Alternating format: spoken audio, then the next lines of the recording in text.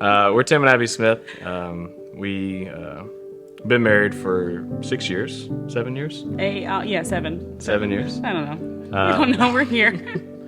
We have 3 kids, 3 boys under 4 years old. So appreciate any prayers you guys have for us. It's a lot of fun. It's really challenging, but they're really good kids. Titus, Noah, and our newborn Corbin. We moved here from Arkansas about 5.5 years ago. Been here in the spring area the whole time. Really love it here, and really excited to be at Declaration. So when we joined Declaration, it was right at the end of the first Setting the Table.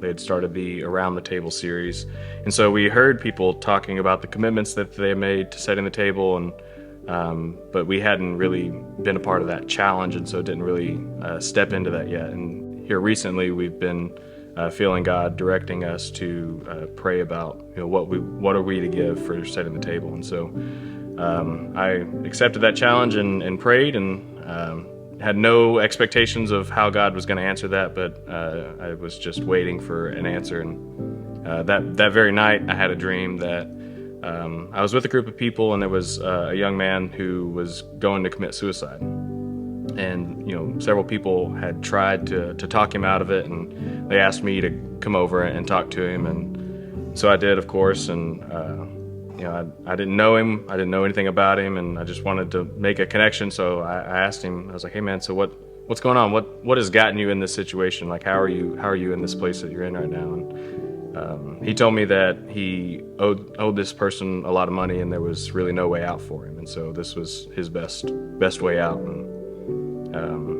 I asked him how much money, and he gave me a very specific number. And I just asked him, I was like, and this man was a believer, so I felt comfortable, but I was like, "So do you think that amount of money is bigger than God?" And he said no. And I said, "So don't worry about it. God's in control. He can take care of it." And he ended up coming out and rejoining the group, and things were okay. And then I woke up and the dream was over. And the next day, I don't typically remember my dreams that often. I don't remember all the details, but this one stuck with me. And I was thinking about the dream later that day, and then it occurred to me that I was still waiting on an answer from God about setting the table. And so as I began to pray again, like, "God, please give me a number." Oh wait, you did. You gave me a number very clearly, and it was the number that the gentleman was having trouble with. And so it was really, really cool, and for him to get my attention that way and to answer so quickly. And I was a little hesitant. I really haven't heard something that direct from God really in a long time in my life. And so I went to Abby and I asked if she had prayed about a commitment yet. And so she prayed that day, and she received her confirmation as well that what he had told me was right. And so it was just a really cool experience, and just how God answered that immediately when we committed to giving. And so that's kind of how we got to where we are right now. I've watched him grow in the last year, and so I went to pray, and first I asked him, I said, "Well, what's the number?"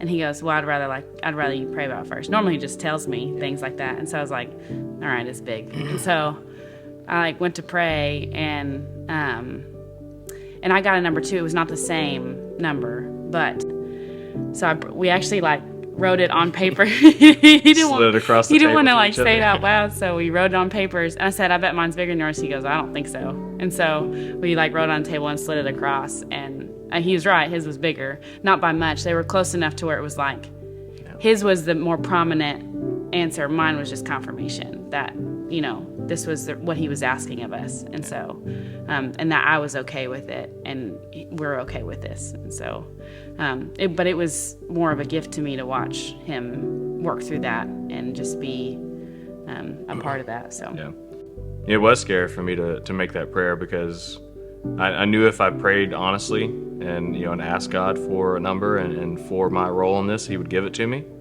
And so it took a little bit for me to step into that. And so my encouragement to other people would just be to to know that God's in control, and it doesn't matter what He calls you to do. He's going to be there with you for each step of the way. And so I think it's the way God works. It's when we lay ourselves down and are willing to give to Him in whatever capacity that is, whether that's service or financial. He's going to show up and do His part as well. I've just been reminded, even with the birth of our last son, how good our community was and is here. And that gift, I just want to give it to other people and have that basis for other people. So setting a table gives the opportunity to even spread that farther and have a building and have a place to go. And still have people in our house and be available for that, but even just have a space and a constant. I'm excited about that. It's not just a building that this money goes to. It's a place where we can do ministry. It's a place where God's work can have a home and then spread out to the community, and that's what really stands out to us when we think about setting the table.